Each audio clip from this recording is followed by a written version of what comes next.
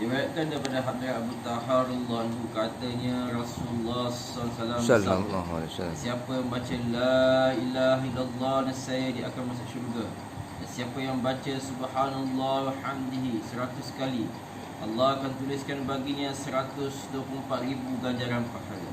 Sahabat radhiyallahu anhu berkata, wahai Rasulullah, kalau begitu tidak seorang pun daripada kami akan binasa pada hari kiamat. Jawab baginda sallallahu, bukan begitu. Masih ada lagi orang yang akan binasa.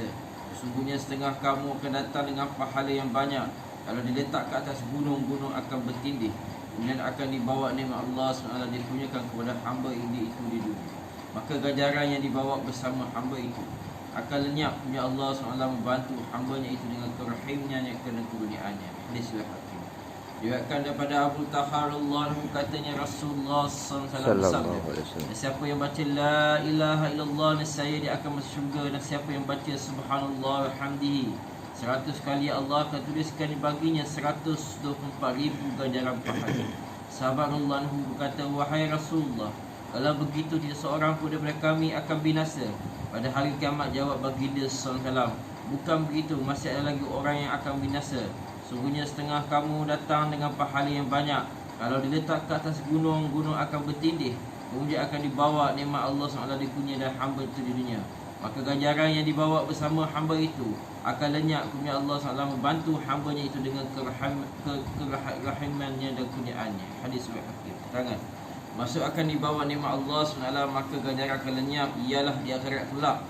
Di samping amalan baik dan buruk ditimbang, akan dituntut juga apakan hak dan kesyukuran yang telah ditunaikan dengan nikmat-nikmat yang telah diberikan oleh Allah SWT. Setiap benda yang akan ada pada hamba adalah pemberian Allah SWT. Setiap kurniaan Allah SWT akan ada haknya, dan setiap haknya itu akan dituntut. Oleh Rasulullah SAW bersabda, maksudnya setiap pagi wajib di atas setiap orang memberi sedekah atas setiap sendi dan tulangnya. Dalam sebuah hadis disebutkan bahawa manusia mempunyai 360 sendi. Adalah menjadi kewajipan setiap manusia memberi sedekah pada setiap sendi untuk mensyukuri nikmat dianugerahkan kehidupan yang baru selepas tidur yang merupakan mati, dan semua anggota didapati dalam keadaan selamat dan sejahtera. Para sahabat bertanya, siapakah yang mampu untuk bersedekah setiap hari sebanyak itu?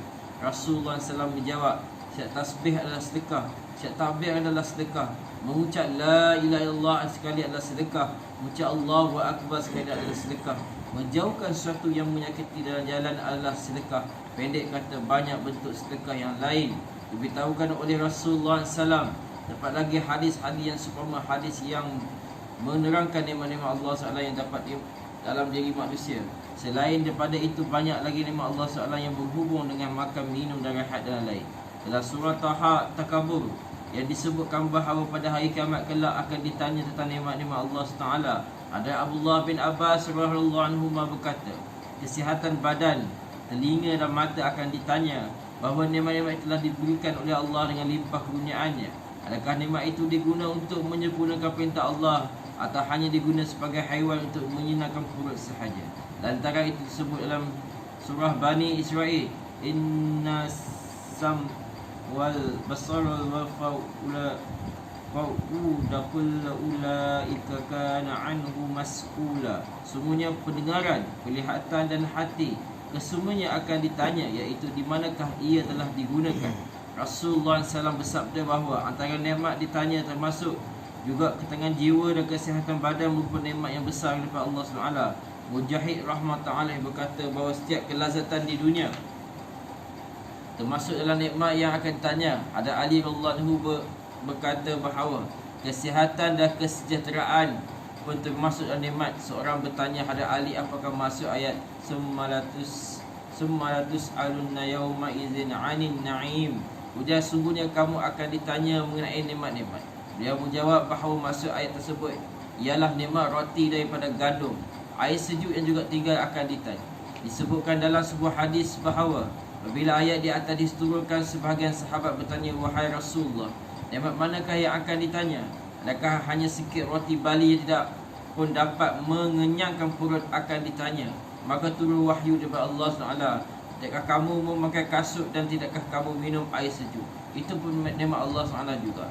Disebut dalam sebuah hadis bahawa Apabila ayat tersebut diturunkan, setengah sahabat telah bertanya, "Wahai Rasulullah, nikmat manakah yang akan ditanya? Kami hanya perahi buah tamar dan air sahaja, dan pedang sentiasa berada di bahu-bahu kami untuk berjihad. Sampai itu ada sahaja musuh-musuh yang harus ditentang. Kerana itu tamar dan air saja pun tidak dapat dinikmat dengan tenang." Baginda sallallahu alaihi wasallam menjawab, "Tidak lama lagi kenikmatan dan dikurniaan." Dalam sebuah hadis Rasulullah SAW bersabda, "Antara nikmat yang mula-mula dihisap pada hari kiamat ialah kesihatan badan yang telah dikurniakan oleh Allah SWT. Bagaimana kesihatan telah digunakan dan adakah kesihatan itu digunakan untuk melakukan amalan yang akan memperolehi kepada Allah SWT. Allah SWT menghilangkan dahaga kamu dengan air sejuk. Sebenarnya air sejuk adalah nikmat Allah SWT yang sangat besar. Apabila bertandus, barulah dapat merasakan betapa bernilainya air. Air adalah satu nikmat Allah yang begitu besar, tetapi tidak menyedarinya, apatah lagi menyukuri dan menunaikan haknya. Disebutkan dalam satu hadis bahawa antara nikmat akan ditanya ialah sepisan roti mengenyangkan perut, air yang menghilangkan dahaga, dan kain yang menutupi tubuh badan. Pada satu hari yang panas terik, ada Abu Bakar radhiyallahu anhu keluar dari rumahnya dalam keadaan gelisah. Sebaik saja beliau ke masjid, Hadrat Umar radhiyallahu anhu pun tiba dalam keadaan yang sama. Apabila bertanya melihat Hadrat Abu Bakar yang sedang duduk di situ, beliau pun bertanya, mengapa pada waktu ini tuan telah berada di sini?" Hadrat Abu Bakar radhiyallahu anhu menjawab, "Keperitan lapar yang menyiksaanku."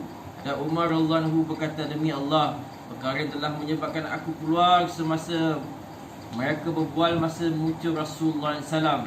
Apabila Baginda SAW melihat mereka berdua, Baginda SAW bersabda, "Mengapakah kamu berada di sini pada waktu ini?"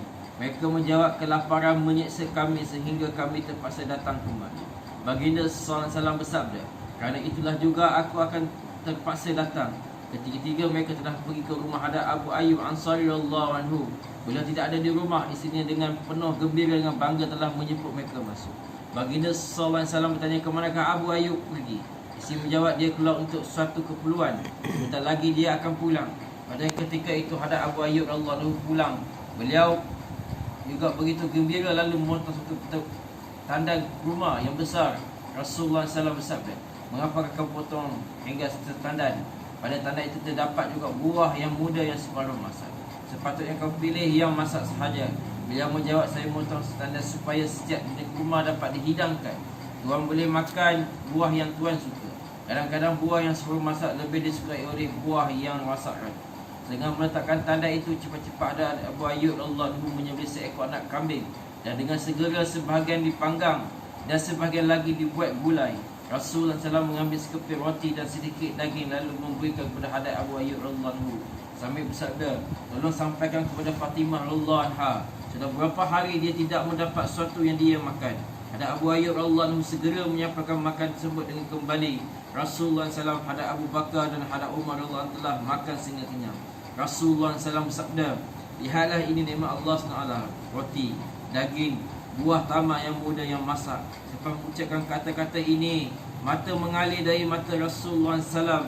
Baginda SAW bersabda, "Demi zat yang jiwaku dengan gamanya dan nikmat yang dihisap pada hari kiamat kelak." Para sahabat Allah berasa sedih bahawa mereka memperolehi makanan ini dalam keadaan daif, sebab kekurangan masih akan dihisap pada hari akhirat kelak. Rasulullah SAW bersabda, "Dalam bersyukur kepada Allah SWT, mulakan makan minum dengan baca Bismillah, dan selepas makan membacalah Alhamdulillahillazi wash'aba'na wa an'ama alaina wa afdala."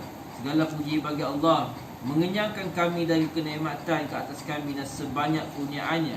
Dengan baca doa ini adalah cukup untuk mengucap kesyukuran kepada Allah SWT. Peristiwa yang begini berlaku beberapa kali sebagaimana diriwayatkan dalam banyak hadis. Perkara yang sama disabdakan oleh Rasulullah SAW semasa Baginda SAW pergi ke rumah Hadrat Abu Aitam Malik bin Tahiyan radhiyallahu anhu. Suatu Rasulullah SAW pergi ke rumah seorang sahabat bernama Waqifi. Sekali Hadrat Umar radhiyallahu anhu bertanya berhampirannya dengan orang lelaki yang sopak, buta, pekak, bisu. Beliau bertanya kepada teman-temannya, "Adakah anda melihat apa-apa nikmat Allah ke atas orang itu?" Mereka menjawab, "Apakah nikmat yang ada padanya?" Hadrat Umar radhiyallahu anhu menjawab, "Tidaklah dia membuang air kecil dengan mudah." Hadrat Abdullah bin Mas'ud radhiyallahu anhu berkata, pada hari akhirat kelak terdapat tiga mahkamah. Mahkamah pertama untuk menghisapkan amalan kebajikan. Mahkamah kedua untuk orang menghisap tentang nikmat-nikmat Allah SWT. Mahkamah ketiga untuk menghisap dosa-dosa. Kebajikan akan habis ditimbangkan dengan nikmat-nikmatnya. Hinggalah kejahatan akan tetap di bawah limpah punya Allah SWT.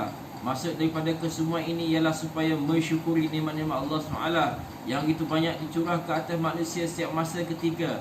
Manusia yang bertanggungjawab menggunakan hak nikmat tersebut. Oleh kerana itu, usahalah untuk melakukan kebajikan sebanyak mungkin.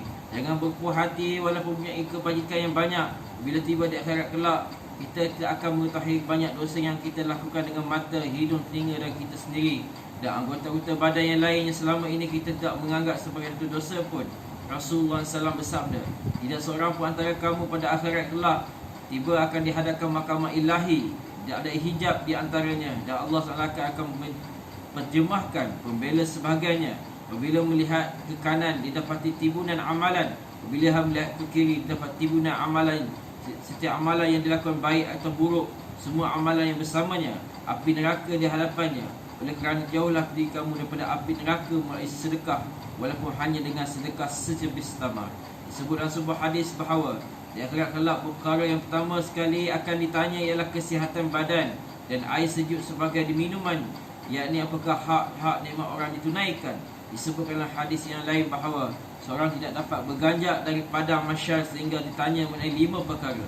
Bagaimana umur dihabiskan, di manakah dihabiskan masa muda, bagaimana harta pergi dan bagaimana harta itu dibelanjakan, yakni menghasilkan harta membelanjakan dengan cara yang halal ataupun tidak. Ilmu yang diperoleh adakah yang telah dilakukan oleh ilmu tersebut, yakni dipenuhi dengan tuntutan ilmu tersebut. InsyaAllah. InsyaAllah.